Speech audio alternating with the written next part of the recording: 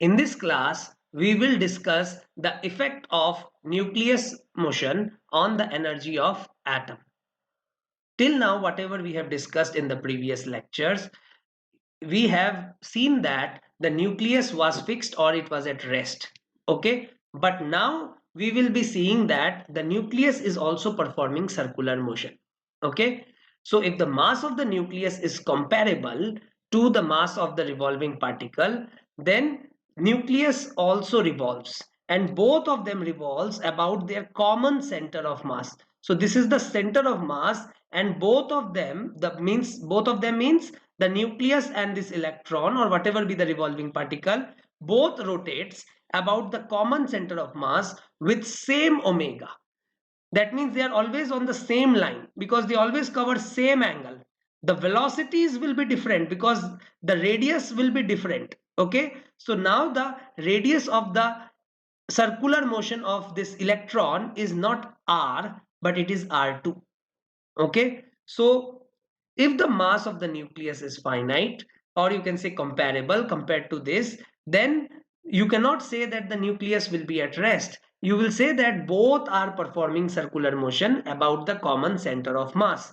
Okay, and they will perform circular motion with same angular velocity, so that every time they are in the same line. Okay, they are always collinear with the center of mass. The center of mass is at the fixed position, so this time the nucleus is not at the fixed position, but the center of mass of the two is at the fixed position. Okay, now let capital M be the mass of the nucleus, small m be the mass of the electron, and r is the separation between the electron and the nucleus, and r1 is the separation between the center of mass and the nucleus, and r2 is the separation between the center of mass and the electron.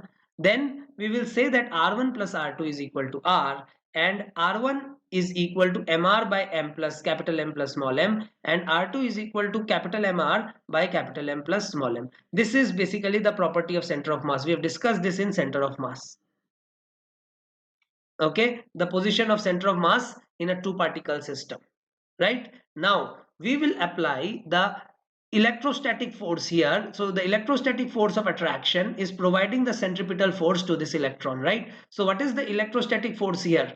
The electrostatic force is 1 by 4 pi epsilon naught q1. Q1 is Jd, q2 is E, divided by the separation between them is r.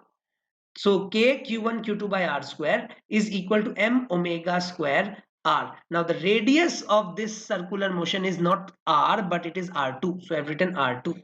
Okay, but then r2 can be written as capital Mr by capital M plus small m. From this you will get small m capital M by capital M plus small m can be written as reduced mass. Okay, we have discussed the concept of reduced mass before also. Small m capital M divided by capital M plus small m is called reduced mass. It's just like AB by A plus B is always less than A and it is always less than B, right, for a positive number.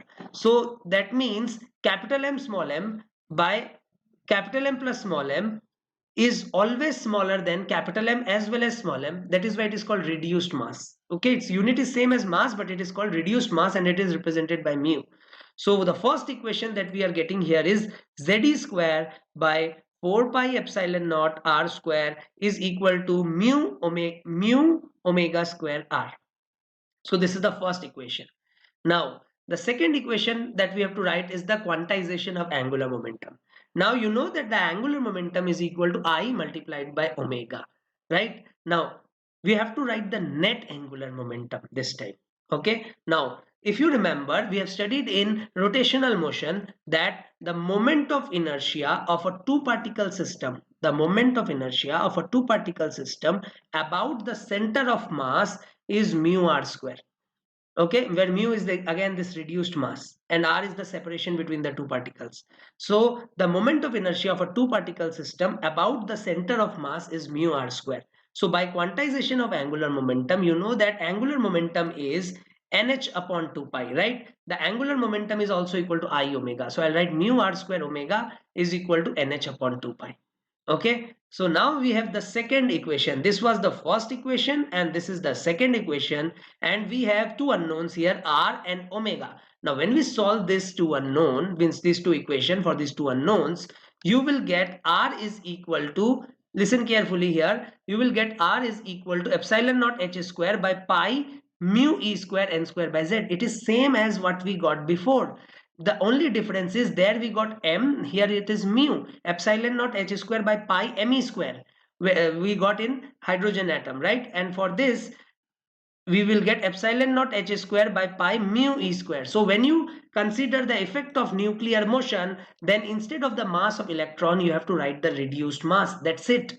Now what I will do here is I will replace this mu with m, and then I will multiply one more m, so that this gets cancelled out and divided by mu. So basically these two relation are the same thing. Now this value I have done like this because we know this value. This value is a naught and this is 0.529 angstrom. So we can write the radius like this. Radius is equal to 0.529 angstrom into m by mu into n square by z. So everything is same, just we have to multiply it by m by mu. Okay, and mu is the reduced mass, that is small m capital M by small m plus capital M. Okay, and when you solve this you will get the value of omega as pi mu e power 4 divided by 2 epsilon naught square h cube into z square by n cube. Okay, this is the same value that we have got before. The only difference is here the mass is replaced with the reduced mass. Okay, then comes the kinetic energy. The kinetic energy is half I omega square. Just put the value of I and put the value of omega. You will get the kinetic energy. Now the kinetic energy will come out to be m e power 4 divided by 8 epsilon naught square h square into z square by n square. Again the same thing, we will get the same thing that we have got before. The only difference will be that the mass will be replaced by the reduced mass. So in that case we got me power 4 divided by 8 epsilon naught square h square into z square by n square. In this case we are getting, instead of mass we are getting mu. Okay, similarly the potential energy will also be minus mu e power 4 by 4 epsilon naught square h square into z square by n square. That is again the same thing, just you have to replace the mass with the reduced mass. So the total kinetic energy will be minus m e power 4, just add this 2, divided by 8 epsilon naught square h square into z square by n square. Now instead of mu, if I write like this, mu is replaced with m and this mu comes outside and I have divided by m. So this cancel, you will get the same thing. Okay, but I have written it like this because we know the value of this. The value of this is 13.6, right? So the energy will come out to be minus 13.6 into z square by n square into mu by m.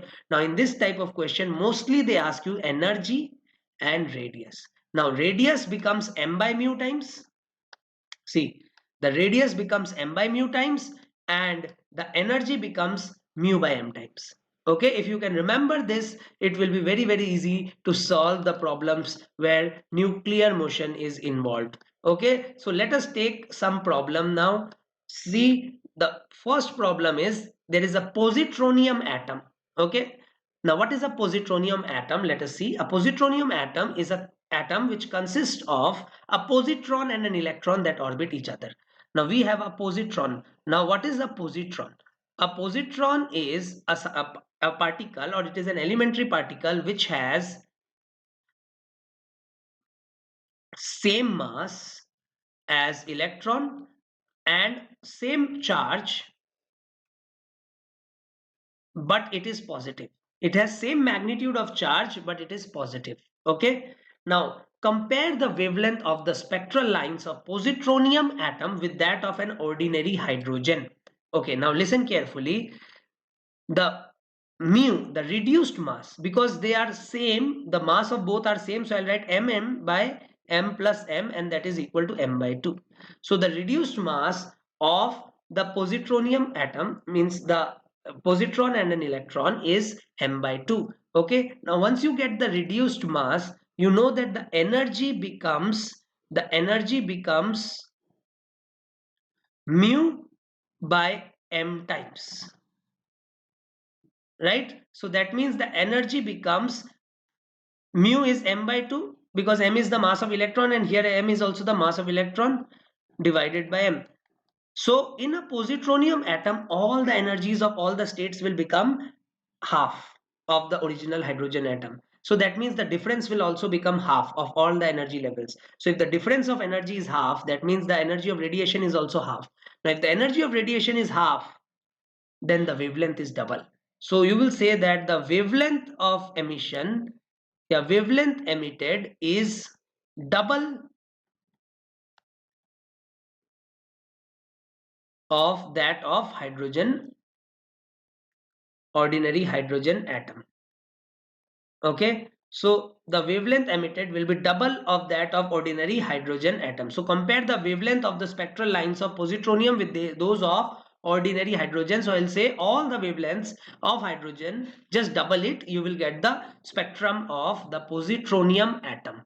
Okay, let us look at one more question. In this question they are saying calculate the first three energy levels for positronium. Okay, then find the wavelength of the H alpha series 3 to 2 of positronium atom. Okay, now calculate the first three energy levels. Now the first energy level minus 13.6 for hydrogen, just you divide it by 2. Okay, then second is minus 3.4 divided by 2, and the third is minus 1.51 divided by 2. You will get the answer. Okay, this is the first. The second is find the wavelength of H alpha line, that is Balmer series first line. H alpha line means Balmer series first line. Now Balmer series for hydrogen atom is 656 nanometer. So here I will say 656 multiplied by 2, and that will be approximately 1313 nanometer. Okay, so this is the answer. Now next we will discuss atomic collision. Now what is atomic collision? It's just like normal collision only, but here you have to understand one thing, that in an atomic collision there can be a loss in energy only if there is excitation. If one collision with the other atom does not lead to any excitation, there cannot be any loss of energy in the collision. That means in that case you will say that the collision is elastic. So if there is no excitation, there is no energy loss, that is the collision is elastic. So whenever the collision is elastic, that means there is no excitation. Okay, now in such collisions we will assume that the loss in kinetic energy of the system, if there is a loss in kinetic energy of the system, it is possible only if it can excite or ionize. If there is some type of excitation, only then you will say that there is a loss in kinetic energy of the system. Otherwise there will be no loss in kinetic energy and the collision will be elastic. So if there is no excitation, energy is not lost in the collision, and we say that the collision is elastic. Okay, now the energy, if it is lost in collision, so the energy that is lost in the collision is actually utilized for the excitation of the atom. If there is no excitation, there is no loss and there is elastic collision. Okay, but if there is excitation, then that excitation comes from the loss in kinetic energy of the atoms. Okay, now for general, in any collision, I will just recap. For any collision, you will say that suppose this is the situation before collision, and here the initial velocity is u1 and u2, and u1 is greater than u2. Okay, then after collision the velocity becomes v1 and v2, and v2 is greater than v1, because initially it has to approach, only then it can collide, and after collision it will separate. Okay, otherwise it will collide again, right? So that is why u1 is greater than u2 and v2 is greater than v1, right? Now by conservation of momentum, you will get the initial momentum of the system is m1 u1 plus m2 u2, and the final momentum of the system is m1 v1 plus m2 v2. This is the first equation. The second equation is of the coefficient of restitution, right? The coefficient of restitution is the velocity of separation divided by the velocity of approach. Now the velocity of separation is v2 minus v1, and the velocity of approach is u1 minus u2. So this is the second equation. For an elastic collision, if you remember, for an elastic collision the value of E is 1. Okay, for an elastic collision the value of E is 1. For an inelastic collision the value of E is between 0 to 1, and if there is a completely inelastic collision, then the value of E is 0, and in that case you will say that the both particles starts moving together. Okay, and they move together with the velocity of center of mass. Okay, these things I'm helping you revise because that will be useful in this chapter also, but this we have already discussed in details in the collision chapter. Okay, now from 1 and 2, when you solve this 2, you will get v1 is equal to, that means the velocity of the first ball after collision. v1 is what? The velocity of the first ball after collision, and that will be equal to m1 u1 plus m2 u2 minus em2 into u1 minus u2 divided by m1 plus m2. Now listen carefully, this term is nothing but the velocity of center of mass. Okay, now you know that, see, I'm helping you learn. Okay, see, velocity of this, you know, is less compared to this. That means this decrease, this increase. So that is why for v1 there will be a minus, and for v2 there will be a plus. I'll show you. So for v1 there will be a minus here, and for v2 there will be a plus here. Okay, this is just for learning. Okay, there is no significance of this. Okay, when you solve this you get this, that's it. Now v1 is m1 u1 plus m2 u2 by m1 plus m2. This is the velocity of center of mass minus e. Now when you write the velocity of the first particle, here you need the mass of the second particle. Okay, remember this. Okay, when you use this formula it takes very less time, okay, to solve the problems. Now v2 is equal to m1 u1 plus m2 u2 plus em1. Now when you write the velocity of v2, means the particle 2, you will write the mass of particle 1. Okay, now when I write u1 minus u2, you just do not have to subtract it. It's a vector subtraction. Now if they are moving in opposite direction, then it will actually become u1 minus minus u2, that is u1 plus u2. Okay, so that is why I've written here put u1 and u2 with proper sign. In this case we have taken u1 and u2 in the same direction, but it is possible that this is the situation. So in this situation u2 will be minus u. Okay, so now the loss in kinetic energy of the system will be equal to the initial kinetic energy. Initial kinetic energy of the system is half m1 u1 square plus half m2 u2 square. The final kinetic energy is half m1 v1 square plus half m2 v2 square. When you subtract this two, there is a very interesting result, and that is the loss in kinetic energy of the system is equal to half mu v relative square into 1 minus e square. So the loss in kinetic energy of a system, of a two particle system, okay, is equal to half mu v relative or u relative square into 1 minus e square. This is e. Now the value of mu or the reduced mass is m1 m2 by m1 plus m2, and the value of u relative is u1 minus u2. Vector subtraction put with proper sign, okay, into 1 minus e square, where e is the coefficient of restitution. Now for elastic collision e is 1, so 1 minus 1 becomes 0. That means there is no loss in kinetic energy. So for an elastic collision, you will say that there is no loss in kinetic energy. For an inelastic collision, you will say E belongs to 0 to 1. So there will be some loss of kinetic energy. But when there is a completely inelastic collision, then E is 0. Then the loss in kinetic energy becomes half mu V relative square or half mu U relative square. And this is the maximum loss in kinetic energy. Now this point is very important. I'm stressing it here again. This is the maximum loss in kinetic energy. A kinetic energy, the kinetic energy of the two particle system after collision cannot be lost more than this. Okay, so the maximum loss in kinetic energy is half mu u relative square. Okay, the system cannot lose all its kinetic energy during collision. It can lose a maximum of half mu u relative square. U relative is u1 minus u2, vector subtraction. Okay, and you have to take the magnitude.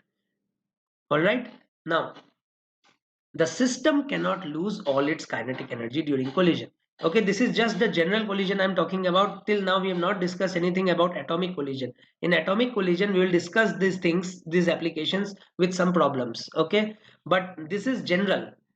For every collision I am telling you that the maximum loss of kinetic energy can be half mu u relative square. Now stress on this word can be. The stress on this word can be. Now the maximum loss can be half mu u relative square. Does not mean that the maximum loss will be half mu v relative square. The maximum loss will be half mu u relative square, and this loss is possible when there is an inelastic collision. For other collisions the loss will be less than this. Okay, now the system can never lose all its kinetic energy during collision. Okay. Now, but suppose an electron is colliding with an atom. When an electron is colliding with an atom, then mass of electron is approximately 2000 times less than the mass of a proton. So if a electron is colliding with a proton, then this mass is very insignificant compared to the mass of proton. In that case, you can say that the electron can lose its complete energy. Now we are discussing this situation when two comparable masses are colliding. If one of the mass is very small, then mu will be even smaller because mu is less than both m1 and m2. So if one of the mass is very small, then mu will be even smaller. In that case, you can assume that one of the particle can, or the smaller particle can lose all its kinetic energy. Okay, although it will retain something, but you can assume that it will lose all its kinetic energy. Okay, but for bigger particles collision, you cannot say that after collision one of the particle will lose all its kinetic energy. So the maximum loss, you have to remember this formula, maximum loss is half mu u relative square. Okay, so if the very small mass, say an electron, collides with a very large mass, say an atom, we will see that the electron can impart or lose all its kinetic energy. Electron can impart all its kinetic energy to the atom. Okay, or give all its kinetic energy to the atom. It means it can lose all its kinetic energy. But if one atom collides with another atom, then one atom, the first atom, cannot give all its kinetic energy to the second atom. Okay, now we will do some problems related to this. So the first problem is, suppose you have a neutron, okay, and it is moving with a kinetic energy k, and or the velocity is v, and it is striking a hydrogen atom in ground state. So this hydrogen atom is in ground state and it is free to move, and initially it is at rest. Now for different values of k, they are asking us what will be the nature of the collision, whether it will be elastic collision, whether it will be inelastic collision, whether it will be perfectly inelastic collision.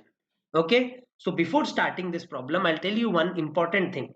For solving any problem of atomic collision, what we will do is we will first find the maximum possible loss in kinetic energy. So now here, the mass of the neutron is nearly equal to the mass of hydrogen atom. Okay, because mass of proton and mass of neutron are almost same.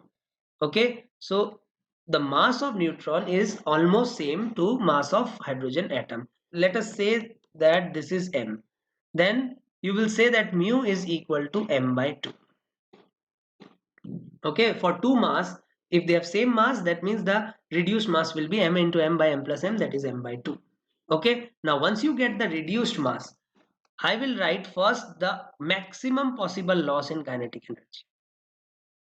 So the maximum possible loss in kinetic energy can be half into mu into v relative square. Now only one is moving, so I'll write u minus 0 whole square. So that will be equal to half into half mu square, and that is equal to k by 2. Okay, now this k by 2 is the maximum loss of kinetic energy, and it can be utilized. Now there is loss only if there is transition, or only if there is excitation, right? It can be lost if there is excitation. It can be lost if there is excitation. Okay, now I will take these values case by case. So case 1, k is equal to 14 electron volt. Now if k is equal to 14 electron volt, we will say that the maximum loss is equal to k by 2, that is 7 electron volt. This is the maximum loss. I don't know whether this will be lost or not. I'm saying this will be the maximum loss. This is the maximum loss that is possible. Okay, now minimum energy required to excite hydrogen atom, the minimum energy required to excite hydrogen atom from ground state, so what is the minimum energy required to excite hydrogen atom from ground state? You know, from 1 to 2, it is 10.2 electron volt. So definitely this is not sufficient because this loss is utilized in the transition. So if the loss is 7, then it cannot make this transition, right? So that means you will say that, so here it is not possible, it is not possible for hydrogen atom to excite. Now, if it is not possible for the hydrogen atom to excite, then you will say that the collision is elastic because energy is lost only if there is transition. Okay, so the collision is elastic. Now, case 2. Let us see what is case 2. Case 2 is the kinetic energy given is 20.4 electron volt. So, in case 2, the neutron, now neutron cannot excite, only the atom is the hydrogen atom will excite. Okay, so in case 2 this is given a kinetic energy, the neutron is given a kinetic energy of 20.4 electron volt, and this was obviously at rest, the hydrogen atom was at rest. Okay, and it was at ground state.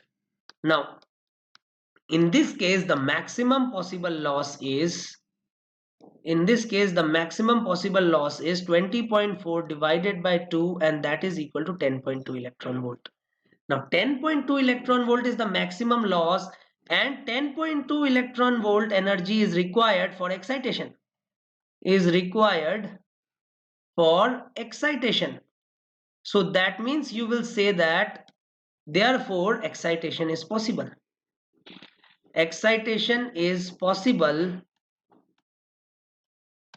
with maximum loss of kinetic energy. So excitation is possible with maximum loss of kinetic energy. Right? So in that case, you will say that the collision can be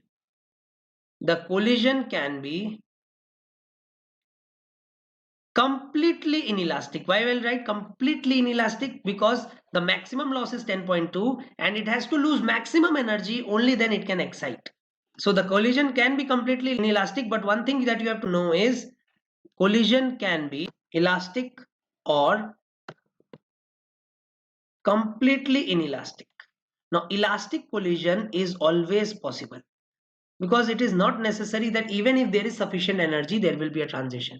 Okay, so elastic collision is always possible in atomic collisions, right? Now the next case is case 3. Let us look at this case 3. In this case it is given that the kinetic energy is 22 electron volt. So if the kinetic energy is 22 electron volt of the neutron, then the maximum loss will be equal to 22 by 2, and that is equal to 11 electron volt. Right? Now if this is the maximum loss, but you know that energy required to excite, energy required, or you can say the minimum energy required to excite is 10.2 electron volt. So this time it will be able to excite, right? So this time you will say that the collision can be elastic, because elastic collision is always possible, or inelastic, but it cannot be completely inelastic. Why? Because it will lose only 10.2 electron volt of energy, but it can lose a maximum of 11 electron volt of energy. Okay, only when it loses maximum energy you will say that completely inelastic collision takes place. Okay, but case 4 is interesting. Look at case 4. In this case they have given you the energy of 24.18 electron volt. So in this case 4 they have given you an energy of 24.18 electron volt. So the maximum loss will be 24.18 divided by 2, and that is equal to 12.09. Now 12.09 electron volt can make an excitation from 1 to 3, right? But it can also make an excitation from 1 to 2. Okay, so if excitation is from 1 to 2, then you will say that the collision is inelastic. Why? Because 10 electron volt energy is required and it is sufficient to give 10.2 electron volt. If excitation is from 1 to 3, because it can excite from 1 to 3 also, But when it excites from 1 to 3, all the energy has to be lost, right? So in that case, you will say that completely inelastic collision. Now by all the energy, I mean the maximum which can be lost. This can be lost. Okay. And which can be lost, out of that, everything has to be lost. Okay. So then only the collision will be completely inelastic. So in this case, 12.09 electron volt energy can be lost. And if the excitation is from 1 to 3, then all of this has to be lost. So you will say that the collision is completely inelastic. Okay. And then in the next case, if there is no excitation, then the collision is elastic. So finally you will say that, important note I am writing here, if they ask what is the minimum energy for which all types of collisions are possible, if they ask what is the minimum kinetic energy for which all types of collision are possible, you will take a value such that you can make a transition from 1 to 3. So if you are able to make a transition from 1 to 3, in that case you will say that all types of collision can be possible. Like in this example, K is 24.18. So if the K is 24.18, then all the three types of collision are possible. Okay. Now there is one fifth case also. Find the K for which hydrogen atom ionize. Now, if hydrogen atom ionize, that means the minimum energy required is 13.6, right? So you will say that K by 2 is the maximum loss and this has to be equal to 13.6. So from this you will say K is equal to 27.2 electron volt. So this is the minimum kinetic energy that the neutron must have so that the hydrogen atom is able to ionize. Okay. In this question, a He plus ion is at rest and is in ground state. A neutron with initial kinetic energy K collides head-on with the He plus ion. So this is the He plus ion and this is the neutron, and this collides head-on with the He plus ion. Then find the minimum value of this K so that there is an inelastic collision between these two particles. Now, for inelastic collision, you know that there has to be excitation. There has to be excitation, right? Now, first I will find the maximum possible loss. Okay, so the maximum loss of kinetic energy can be half into, now if the mass of neutron is m, the mass of He plus will be 4m.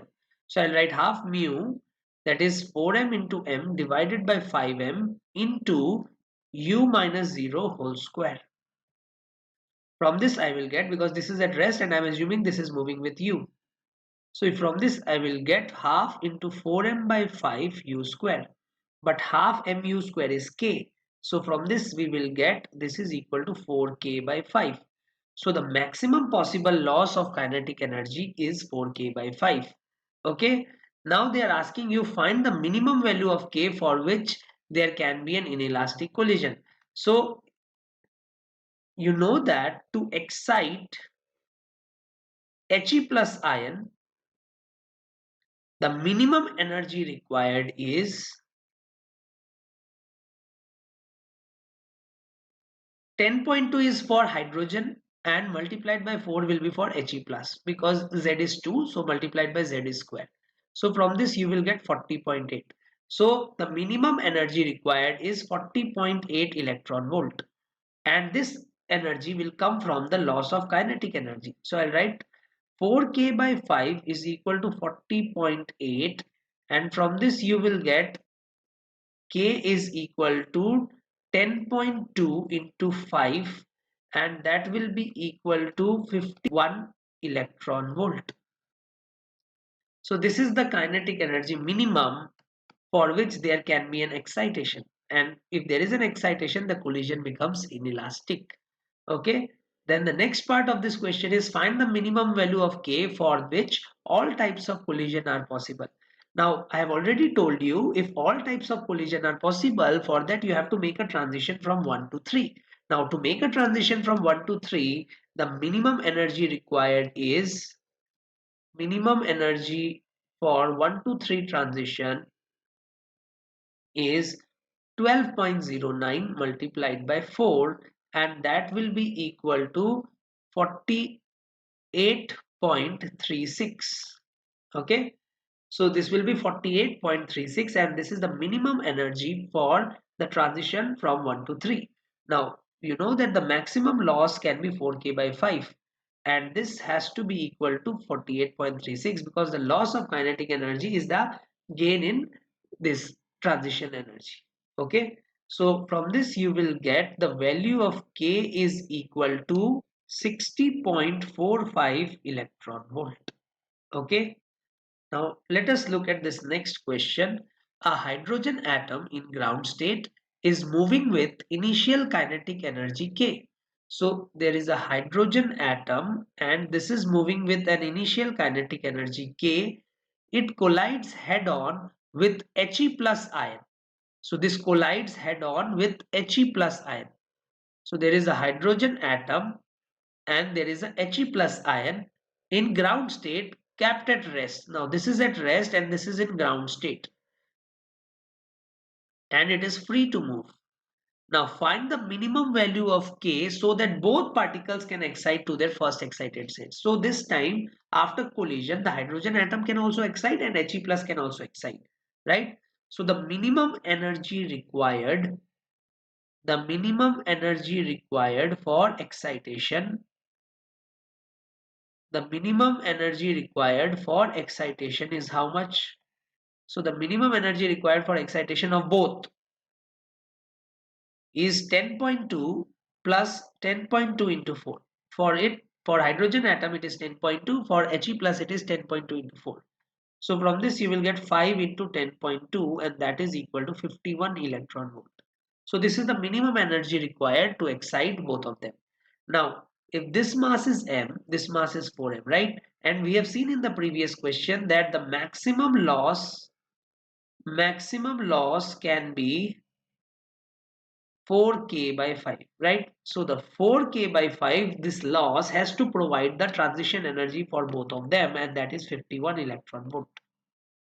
Okay, so from this you will get the value of K is equal to 51 multiplied by 5 divided by 4 electron volt, and that is equal to 63.45 electron volt. So using this kinetic energy, this hydrogen atom can excite both of them. Okay, in this question they are asking you how many head-on collisions, elastic collisions, must a neutron have with a deuterium nucleus to reduce its energy from 1 mega electron volt to 0.025 electron volt. So you have a neutron whose mass is m and you have a deuterium so whose mass will be 2m. So if mass of neutron is m, mass of a deuterium will be 2m. Okay, and suppose the kinetic energy is k and the velocity is u initially, and this was at rest. Okay, now it is said that the kinetic energy is lost from 1 mega electron volt to 0.025 electron volt. Then how many such collisions have to be made, right? So after the first collision,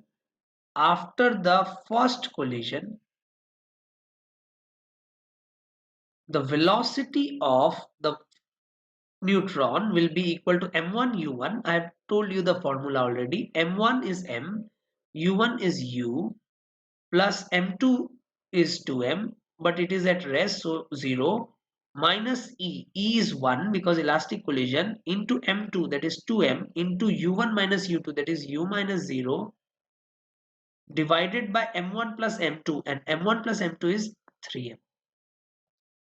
So from this we will get v1 is equal to mu minus 2mu divided by 3m, and that will be equal to minus u by 3. So that means it will move in the reverse direction after collision. Now once you have got the velocity, that means after the first collision, the kinetic energy becomes half mu square by 9, that is equal to k by 9. So after every collision, therefore after every collision, kinetic energy becomes k by 9. Okay, so that means first the kinetic energy will be k, then it will be k by 9, then it will be k by 9 square, then it will be k by 9 power n. Okay, after nth collision. So after first collision it becomes k by 9, after second collision it becomes k by 9 square, so after nth collision it will become k by 9 power n. Now k according to question is how much? K is 1 mega electron volt, and k by 9 power n according to question is how much? 0.025 electron volt. So we will write it like this: k by 9 power n. Now k is 1 mega electron volt, and 1 mega electron volt is 10 raised to power 6 electron volt, divided by 9 power n is equal to 0.025 electron volt. So from this we will write 9 power n is equal to 10 raised to the power 6 into 1 by 0.025 is 25 by 1000 divided by 25. Okay, so when you solve this, you will get n is equal to 8. So after 8 collisions, the kinetic energy loses from 1 mega electron volt to 0.025 electron volt. Okay, in this question, it is given that a neutron with an energy of 4.6 mega electron volt collides with proton and is retarded.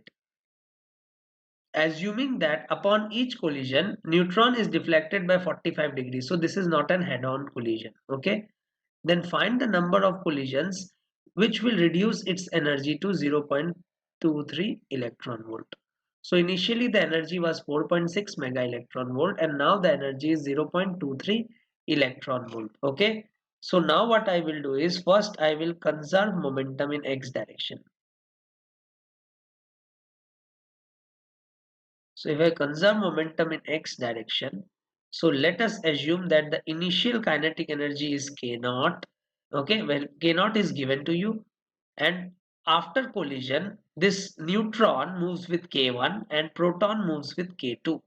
Okay, so if I conserve the momentum in x direction, then I will write under root 2 mk. Now the neutron and proton has same mass, so we'll take mm. So the initial momentum is root 2 mk, because the relation between momentum and kinetic energy is momentum is equal to root 2 mk. So I'll write root 2 mk naught plus 0, because this has no momentum initially, is equal to, now we'll have to take the components. So we'll write root 2 mk1 cos 45, that is 1 by root 2, because it is given to you in the question that the neutron is deflected by 45 degree, but we don't know what is the deflection of the proton, so we have taken any angle theta. So I'll write plus root 2m k2 cos theta. Now root 2m will get cancelled out, so we'll write root k naught is equal to root k1 by 2 plus root k2 cos theta. So this is the first equation. Now we will conserve momentum in the y direction also. Conserve momentum. You know that for a two particle system, when they are colliding, momentum is conserved in any direction of the system. So conserve momentum in y direction. Now if I conserve momentum in y direction, I will see that the initial momentum is 0, because there is no velocity initially in the y direction. So the final momentum has to be 0. So that means this component and this component of the momentum has to cancel out. So I'll write root 2m k1 into 1 by root 2 is equal to root 2m k2 sin theta. So you can write from here root 2 m k1 into sine 45 is again 1 by root 2 minus root 2 m k2 into sine theta. So from this we will get again root k1 by root 2, k1 by root 2 is equal to root k2 sine theta. Okay, so now what we can do here is we can square and add. So we will write here root k naught minus root k1 by 2 whole square plus k1 root k1 by 2 whole square. Okay, so I have taken this here and then I have squared and add, so that sine square theta plus cos square theta become equal to 1. So from this you will get root k2 whole square. Okay, and sine square theta plus cos square theta is 1, right? So this was actually root k1 by 2. Okay, now when you solve this you will see that k naught plus k1 by 2 minus 2 root k1 by 2, okay, plus k1 by 2 is equal to k2. So from this we will get k naught minus 2, or you can say root 2 k naught k1 is equal to k2 minus k1. Okay, so you have this relation now. Now this collision has to be elastic, right? Because there cannot be any transition, because it is neutron and proton which is colliding. There can be no transition in a neutron and proton. So the collision is elastic.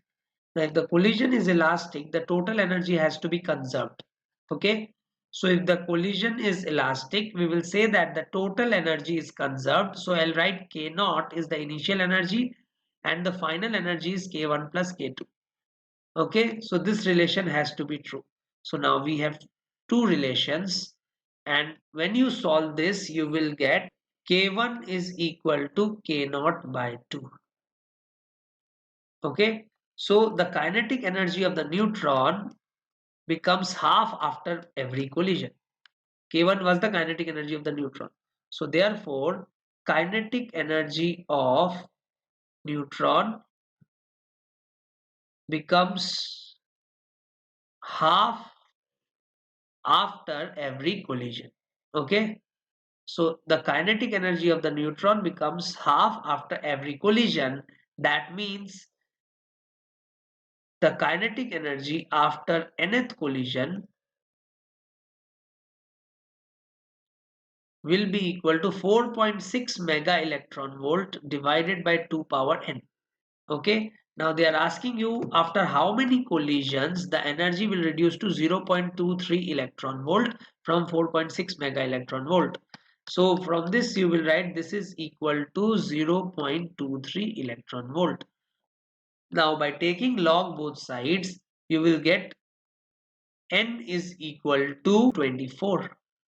The next thing that we will discuss is calculation of recoil speed of atom on emission of a photon. So let us take two cases. In this case, there is a fixed hydrogen atom, and in this case, there is a free to move hydrogen atom. Both these hydrogen atoms are in the excited state. Okay, it can be in any excited state. Here we have written first excited state, but it can be in any excited state. Okay, so when it de-excites, it emits a photon of wavelength lambda. Okay, and this lambda is means this energy is equal to the energy difference between the two orbits, right? But when it is free to move, the energy that is emitted is actually less than the energy difference between the two orbits. Why? Let us see. Now, when atom de-excites, you know that it emits radiations, right? But the radiations also carries momentum. We have seen that the radiation carries momentum. Now, the total momentum of the system has to be conserved. Why? Because there is no external force. So if you take the atom and the photon as a system, we will say that the total momentum has to be conserved. So initially it was at rest, So initially its momentum was 0. Okay, initially its momentum was 0, so the final momentum also has to be 0. Okay, so let us apply the conservation of momentum. Here the conservation of momentum will not be applied because it is fixed. So you have fixed it by using some external force or external agent. Okay, now in this case you will say that the momentum is conserved. So initial momentum is 0. The final momentum is h by lambda dash minus mv, because this is recoiling with a speed v. Okay, so from this you will get the velocity of the recoil is v equal to h upon m lambda dash. Now what is this lambda dash? Let us see. Okay, now you know that the total energy has to be conserved, and that total energy will be equal to the energy difference between the two orbits, because when the electron jumps from higher orbit to lower orbit, the energy that is to be that is available is the energy difference between the two orbits. Okay, but here that energy is shared between this hydrogen atom and this photon. Okay, this photon is not taking all that energy. That is why this energy is less than what is in this case, because in this case the hydrogen atom is not taking any energy, but here the hydrogen atom is taking some energy. So if you apply the conservation of energy principle, you will get the hc by lambda. This is the energy difference between the two orbits, or you can say lambda is that wavelength which is to be emitted when there is no gain in kinetic energy of this. Okay, so basically hc by lambda is the energy difference between the two orbits, and that is equal to hc by lambda dash. This is the actual wavelength that has been emitted plus half mv square. Now generally this is very small. That is why till now we have always said that the energy emitted is, or the energy of radiation is equal to the energy difference between the two orbits. That is the Bohr's second postulate. But actually the energy emitted is somewhat less than the energy difference between the two orbits because of this. Okay, but actually this is very small. So if this is very small, we will neglect it. So if we neglect it, we will assume that lambda dash is nearly equal to lambda. So if lambda dash is nearly equal to lambda, then you can write velocity of recoil. This v is the velocity of recoil, is equal to h upon m lambda. Okay, for approximate calculation. But actually the energy that is emitted of the radiation is somewhat less than the energy difference between the two orbits. Okay, so when an atom is free to move and at rest, on the excitation it emits energy which is less than the energy difference between the two orbits. Okay, in this question, they have given you, consider an excited hydrogen atom in state n moving with a velocity v less than c. It emits a photon in the direction of its motion and its state changes to a lower state m. So it de-excites from n to m. Okay. Now apply momentum and energy conservation principle to calculate the frequency nu of the emitted radiation and compare this frequency nu naught emitted if the atom were at rest and fixed. So suppose this is the atom, and suppose this is the nth state, and suppose it has to de-excite to the mth state. Okay. Now if this is also moving with velocity v. Now first I will apply the conservation of energy principle.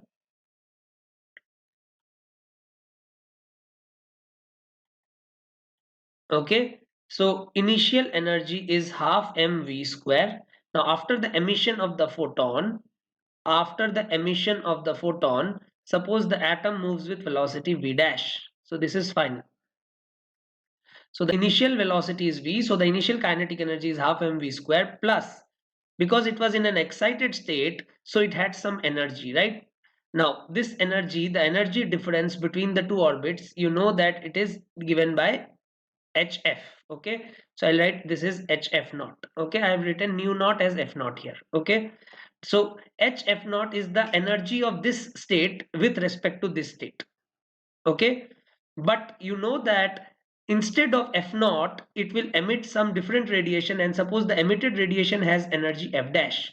So the final energy will be half mv dash square due to the atom and HF dash due to the photon. Now apply conservation of momentum. So if we apply conservation of momentum, you will get initial momentum is mv and the final momentum is mv dash plus h f dash by c, because this is the momentum of the photon.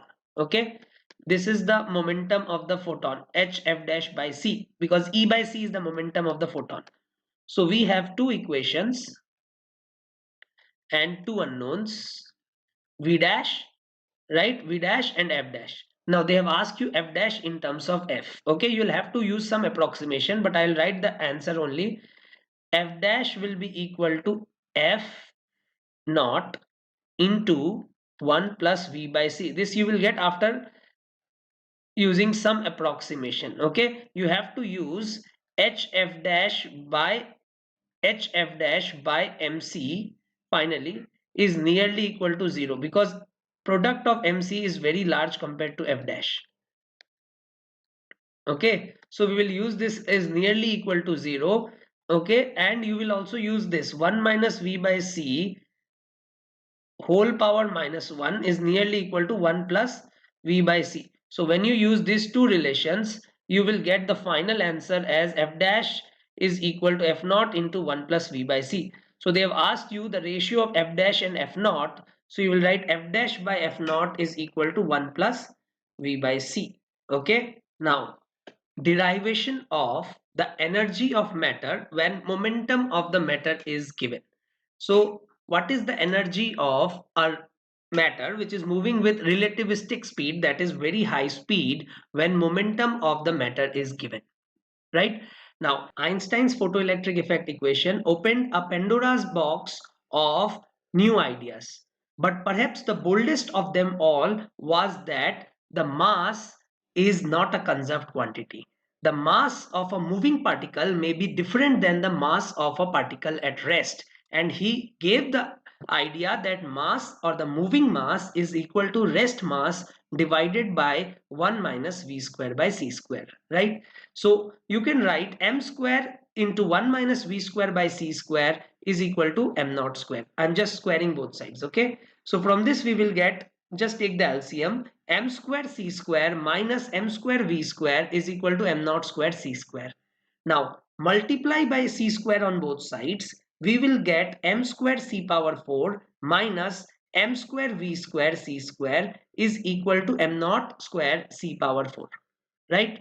Now m square c power 4 is equal to m naught c square plus m square v square c square. Now the value of momentum is mv, right? So m square v square is basically p square, right? So I'll write m naught square c power 4 plus p square c square. Okay, now if you take the root again, you will get mc square is equal to under root p square c square plus m naught square c power 4. Now this m is the moving mass, this m is the moving mass, and m naught is the rest mass. Okay, we have discussed this before also, this relation. So this is rest mass. All right, now here mc square, by Einstein's mass energy relation, mc square is the total energy of the matter.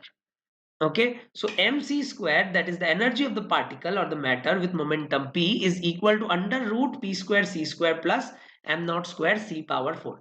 So this is the relation that we have to use whenever they ask you the energy of matter. Okay, this includes the rest mass energy as well as the moving mass energy. Okay, now we have to show that the free electron or a free electron cannot absorb all the energy from a photon. So what we have to show? We have to show that a free electron cannot absorb all the energy from a photon. Okay, so we have a free electron and it is absorbing photon, but we have to show that it cannot absorb all the photon. When the electron is bounded to an atom, it can absorb the photon, but when it is free, it cannot absorb all the energy from a photon. Okay, let us see. Why is this so?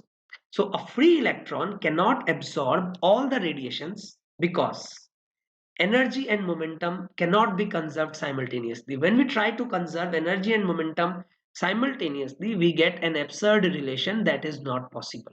Okay, let us see how.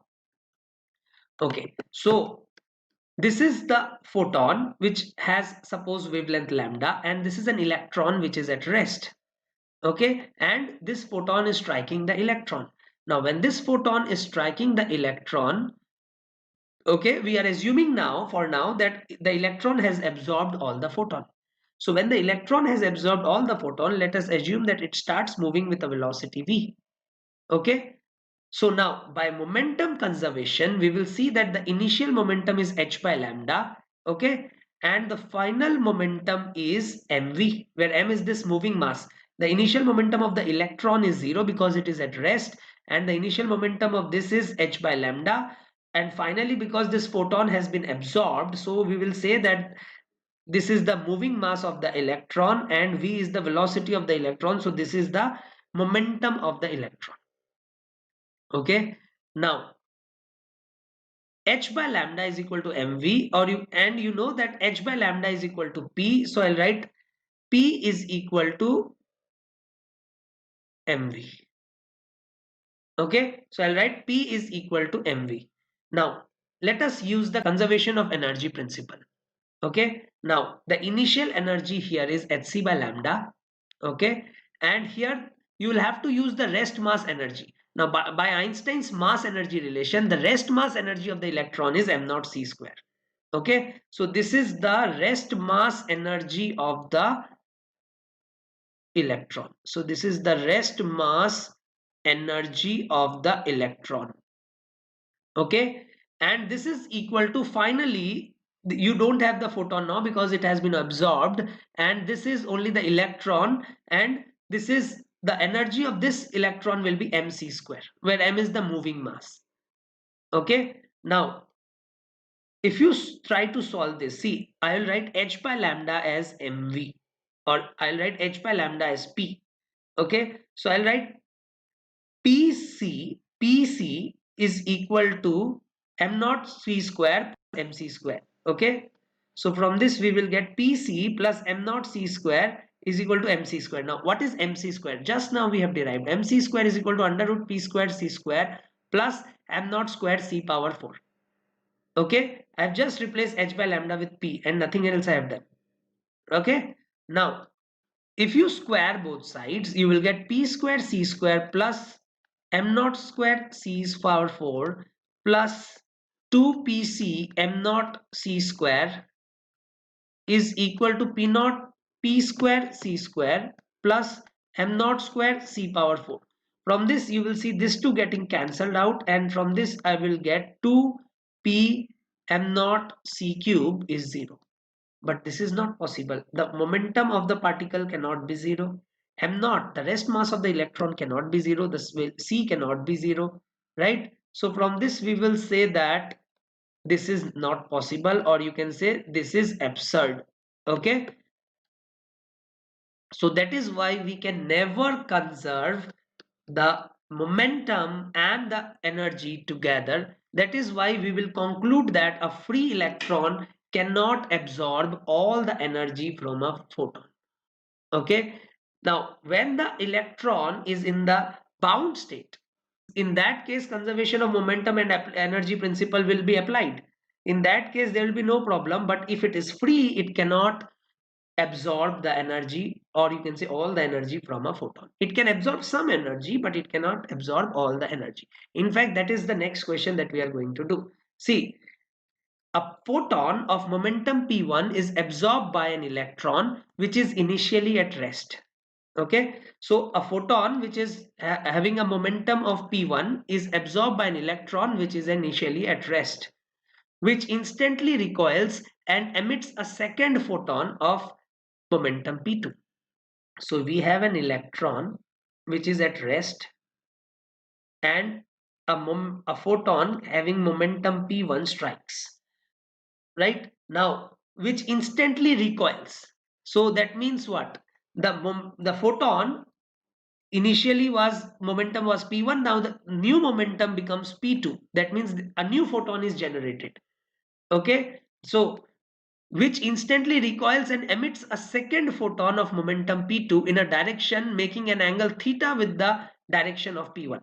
So finally what is happening is, suppose this electron starts to move like this, and the photon which was initially moving like this, now this new photon, so this is the new photon, it is moving like this at an angle theta. Okay, so this is the electron and this is the photon, and the momentum of this photon is given as p2. Then we have to show that 1 by p2 minus 1 by p1 is equal to 1 by m naught c into 1 minus cos theta.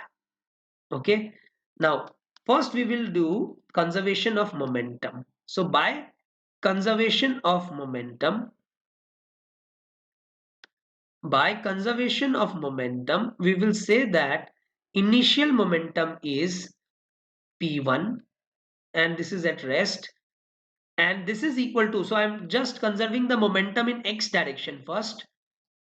Okay, so from this you will get p2 cos theta plus the momentum of electron, suppose is p3, so I'll write p3 multiplied by, suppose this angle is alpha, so I'll write cos alpha. Now the second relation that we will get is by conservation of momentum in y direction. So by conservation of momentum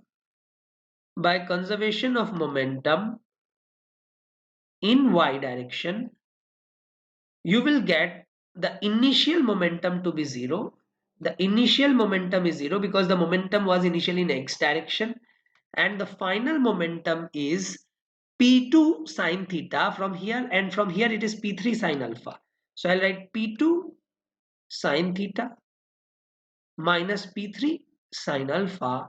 So from this you will get p3 sine alpha is equal to p2 sine theta. Okay, now this is equation 1. So I'll write it like this: p1 minus p2 cos theta is equal to p3 cos alpha. This is equation 1. Okay, and this is equation 2. Now once you square and add these two, square and add, what will you get? You will get p3 square sine square alpha plus cos square alpha is 1 is equal to p1 minus p2 cos theta whole square plus p2 square sine square theta. So from this you will get p3 square is equal to p1 square plus p2 square cos square theta plus p2 square sine square theta will be p2 square. So you will get p2 square minus 2 p1 p2 cos theta. So this is the relation that we have got. So this is suppose equation number 3. Now we will apply conservation of mechanical energy, or you can say conservation of energy, because here there is not only mechanical energy involved, there is energy of photon also involved. So I'll say conservation of energy. So by conservation of energy, the initial energy is, so let us look at the initial situation. The initial energy is, so this energy is what? This energy is P1C.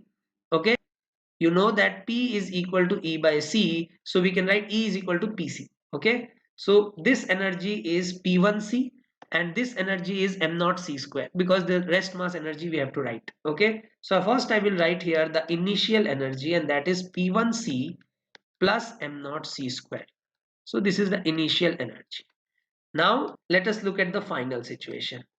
So in the final situation, the new momentum is P2. So I'll write the energy as P2C, and from here we will write the energy as mc square. Okay, where m is the moving mass, right? So I will say from here